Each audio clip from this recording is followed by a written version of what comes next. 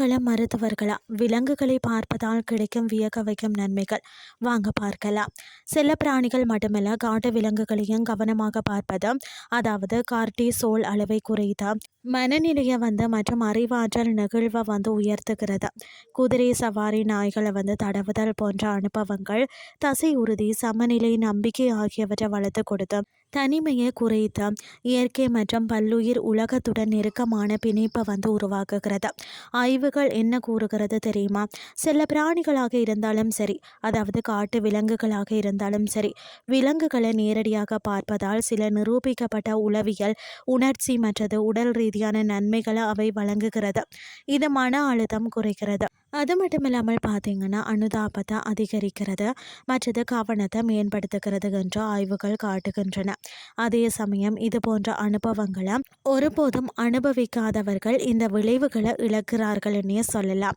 விலங்குகளை நிகழ்நேரத்தில் கவனிப்பது விழிப்புணர்வையும் மன அழுத்தத்தையும் குறைவதையும் ஊக்குவிக்கிறது. ஒரு ஒட்டகச்சிவிங்கி மெல்லுவதையோ அல்லது ஒரு சிங்கம் ஓய்வெடுப்பதையோ பார்ப்பது மனித சுவாசத்தை மெதுவாக்கி நரம்பு மண்டலத்தை அமைதிப்படுத்துகிறது என்று ஆய்வுகள் குறிப்பிடுகிறது.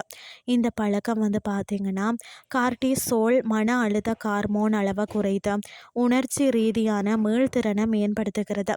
குதிரை சவாரி அல்லது நாய்களை தடவுவது போன்ற விஷயங்கள் சமநிலை, தசை உறுதி மற்றும் ஒருங்கிணைப்பை நமக்குள்ள மேம்படுத்துகிறது.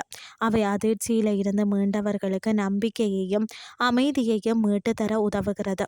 சமூக ரீதியாக விலங்குகள் தனிமையை குறைப்பதோடு சமூகங்களில் உருவாக்க வேண்டிய ஒரு பிணைப்பை நமக்குள்ள வழங்குகிறது. மிருக காட்சி சாலைய பயணங்கள் அல்லது நேரடி வனவிலங்கு பார்வை ஆர்வத்தையும் அனுதாபத்தையும் ஒருவருக்குள்ள தூண்டுகிறது. குழந்தைகள் இதனால் சிறந்த நினைவாற்றலையும் அறிவியல்ல ஆர்வத்தையும் பெறுகிறார்கள். அதே நேரத்தில் பெரியவர்கள் தங்களின் அறிவாற்றல் நெகிழ்வுத்தன்மையை பெறுகிறார்கள்.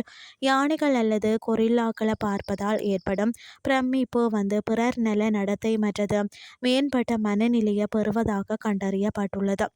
இதை கவனிப்பவர்களுக்கும் கவனிக்காதவர்களுக்கும் இடையிலான வேறுபாடுகள் என்னன்னு சொல்லி பார்க்கலாமா?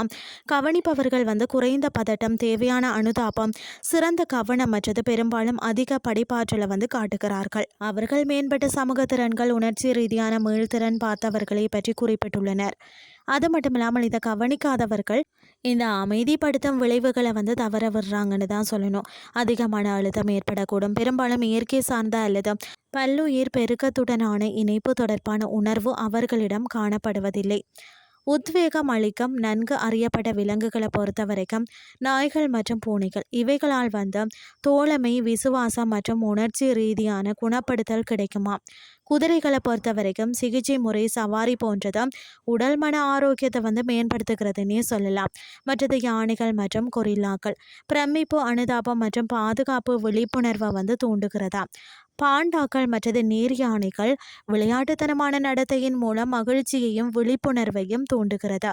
விலங்குகளின் வாழ்க்கையை வேடிக்கை பார்ப்பது வெறும் பொழுதுபோக்கு மட்டுமல்ல, அது அமைதி, அனுதாபம் மற்றது படைப்பாற்றலை வளர்க்கும் ஒரு இயற்கையான சிகிச்சை முறையாகும். இது மனித வாழ்க்கையை செழுமைப்படுத்துவதோடும் மற்ற உயிர்களுடனான பிணைப்பையும் வலுப்படுத்துகிறது. விலங்குகளுடனான நேரடி தொடர்பும் அவதானிப்பும் உங்கள் நரம்பு மண்டலத்தை அமைதிப்படுத்தி நாளாந்தர சோர்வையும் மன அழுத்தத்தையும் முற்றிலுமாக துரத்தி அடித்து மன அமைதியையும் புத்துணர்ச்சியையும் நிரந்தரமாக பெற்றுத்தரும். இன்றைய கிறிஸ்டி உங்களுக்கு பிரயோசனமாக அமைஞ்சிருக்கும்னு சொல்லி நானும் நம்புகிறேன். இதே மாதிரி மற்றொரு கிறிஸ்டின் வேலைக்கு உங்களை சந்திக்கிறேன். நன்றி.